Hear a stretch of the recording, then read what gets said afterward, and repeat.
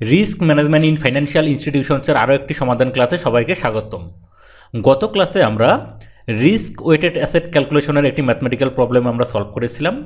আজকের ক্লাসেও আমরা আরও একটি ম্যাথমেটিক্যাল প্রবলেম সলভ করব, যেখানে net stable funding ratio calculate করা হবে।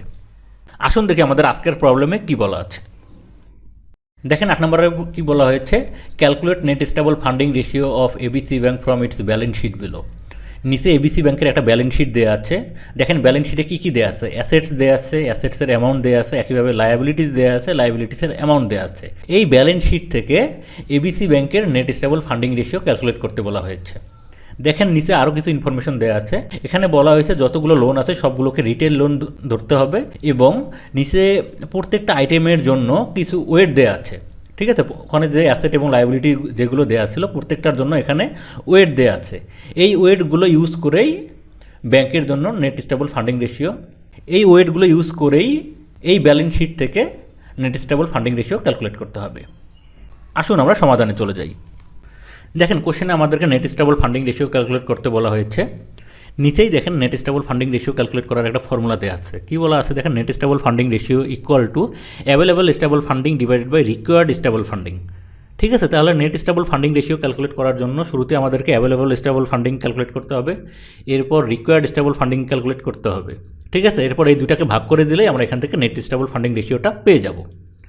তাহলে দেখেন শুরুতে আমাদেরকে অ্যাভেলেবল স্টেবল ফান্ডিং ক্যালকুলেট করতে হবে, অর্থাৎ এএসএফ ক্যালকুলেট করতে হবে। তাহলে আসুন দেখি আমরা কীভাবে অ্যাভেলেবল স্টেবল ফান্ডিং অর্থাৎ এএসএফ ক্যালকুলেট করব। সাধারণত এএসএফ ক্যালকুলেট করা হয় লায়াবিলিটিস সেকশনে, অর্থাৎ লায়াবিলিটিসের প্রত্যেকটা আইটেমের যে অ্যামাউন্ট সেটার সাথে এর ওয়েট গুণ করে দিয়েই এএসএফ অর্থাৎ অ্যাভেলেবল স্টেবল ফান্ডিং ক্যালকুলেট করা হয়ে থাকে। যেমন দেখেন লায়াবিলিটিসের যে আইটেম ডিউ টু ব্যাংকস, এর অ্যামাউন্ট কত দেওয়া আছে 2,99,300। আবার একইভাবে দেখেন ডিউ টু ব্যাংকসের ওয়েট দেওয়া আছে কত 100%। তার মানে এই যে অ্যামাউন্ট এটার 100%টি কি এএসএফ হিসেবে ইউজ করা হবে। তাহলে দেখেন available stable funding of due to bank equal to, দেখেন এটার অ্যামাউন্ট 2,99,300 ইন্টু ওয়েট কত 100% ইন্টু 100%। ঠিক আছে, তার মানে 2,99,300 100% কত দাঁড়ায় 2,99,300। তার মানে এই পুরাটাই কী হবে, অ্যাভেলেবল স্টেবল ফান্ডিং হিসাবে ব্যবহার করা হবে।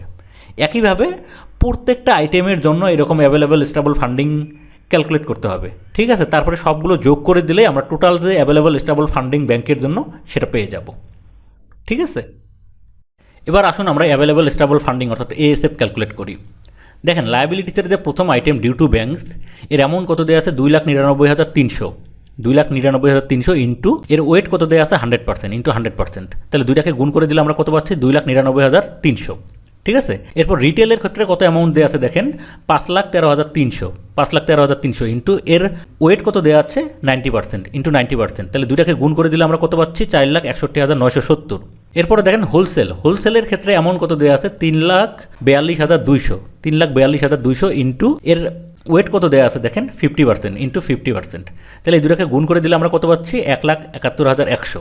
ঠিক আছে, একইভাবে আদার লায়াবিলিটিসের ক্ষেত্রে লক্ষ্য করেন, আদার লায়াবিলিটিসে অ্যামাউন্ট কত দেওয়া আছে আদার লায়াবিলিটিসে অ্যামাউন্ট কত দেওয়া আছে দেখেন 1,250 ইন্টু এর ওয়েট দেওয়া আছে কত দেখেন 0% তো 0%। তাহলে এই দুটাকে গুণ করলে আমরা কত পাচ্ছি 0। একইভাবে পারপেচুয়াল প্রিফারেন্স ক্যাপিটালে অ্যামাউন্ট কত দেওয়া আছে দেখেন 3,000 এবং এর ওয়েট দেওয়া আছে 100%। তাহলে 3,000 ইন্টু 100%, দুটাকে গুণ করে দিলে আমরা অ্যামাউন্ট কত পাচ্ছি 3,000ই পাচ্ছি এখানে। শেয়ার হোল্ডার্স ইকুইটি কত দেওয়া আছে দেখেন 2,60,550। 2,60,550 ইন্টু এর ওয়েট দেওয়া আছে 100%। তাহলে আমরা এখান থেকে কত পাচ্ছি 2,60,550ই পাচ্ছি। ঠিক আছে, এতক্ষণ যে আমরা ভ্যালুগুলো ক্যালকুলেট করলাম এই সবগুলোকে যদি আমরা এখন যোগ করে দেই, এখান থেকে আমরা অ্যাভেলেবল স্টেবল ফান্ডিংয়ের ভ্যালুটা পেয়ে যাব। দেখেন available stable funding ASF equal to এই সবগুলোকে যোগ করলে আমরা কত পাচ্ছি 11,95,920 টাকা। ঠিক আছে, দেখেন এতক্ষণ আমরা অ্যাভেলেবল স্টেবল ফান্ডিং অর্থাৎ এএসএফ এর ভ্যালু ক্যালকুলেট করেছি। এবার আমরা দেখব কীভাবে আমরা রিকোয়ার্ড স্টেবল ফান্ডিং অর্থাৎ আরএসএফ এর ভ্যালু ক্যালকুলেট করব। দেখেন আরএসএফ সাধারণত অ্যাসেটের ক্ষেত্রে ক্যালকুলেট করা হয়ে থাকে। অ্যাসেটের কোনো একটা আইটেমের ক্ষেত্রে দেখেন আমরা কীভাবে আরএসএফ এর ভ্যালু ক্যালকুলেট করব।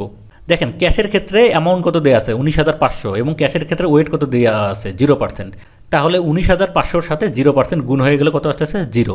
এভাবে অ্যাসেটের প্রত্যেকটা আইটেমকে এর ওয়েট দ্বারা গুণ করে দিয়ে আমরা যে ভ্যালু পাবো সবগুলো দেন আমরা যোগ করে দিয়ে রিকোয়ার্ড স্টেবল ফান্ডিংয়ের ভ্যালু ক্যালকুলেট করব। দেখেন এবার আমরা রিকোয়ার্ড স্টেবল ফান্ডিং ক্যালকুলেট করব। দেখেন প্রথম যে আইটেম ক্যাশের ক্ষেত্রে অ্যামাউন্ট দেওয়া আছে কত 19,500 ইন্টু এর ওয়েট দেওয়া আছে 0, তার মানে এই দুটাকে গুণ করলে আমরা 0ই পাবো।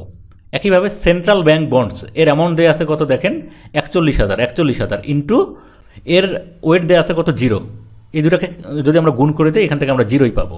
একইভাবে ডিপোজিট উইথ ব্যাংকস এর অ্যামাউন্ট দেওয়া আছে 51,500 এবং এর ওয়েট দেওয়া আছে 0%, এই দুটাকে যদি আমরা গুণ করে দিই তাহলে এখান থেকে আমরা 0ই পাবো। এরপরে দেখেন লোনস অ্যান্ড অ্যাডভান্সেস এর ভ্যালু কত দেওয়া আছে দেখেন 10,50,000 এবং এর ওয়েট দেওয়া আছে 85%, তাহলে দেখেন 10,50,000 ইন্টু 85%, এই দুটাকে যদি আমরা গুণ করে দিই তাহলে কত পাচ্ছি 8,92,500। এরপরে দেখেন ইনভেস্টমেন্ট সিকিউরিটিস এর অ্যামাউন্ট দেওয়া আছে কত দেখেন 2,36,000 এবং এর ওয়েট দেওয়া আছে 50%, এই 2,36,000কে 50% দ্বারা গুণ করে দিলে আমরা কত পাচ্ছি 1,18,000। এরপরে কি দেওয়া আছে দেখেন আদার অ্যাসেটসের অ্যামাউন্ট দেওয়া আছে 21,300 এবং এর ওয়েট দেওয়া আছে 100%, তাহলে 21,300কে 100% দ্বারা গুণ করে দিলে আমরা কত পাচ্ছি 21,300।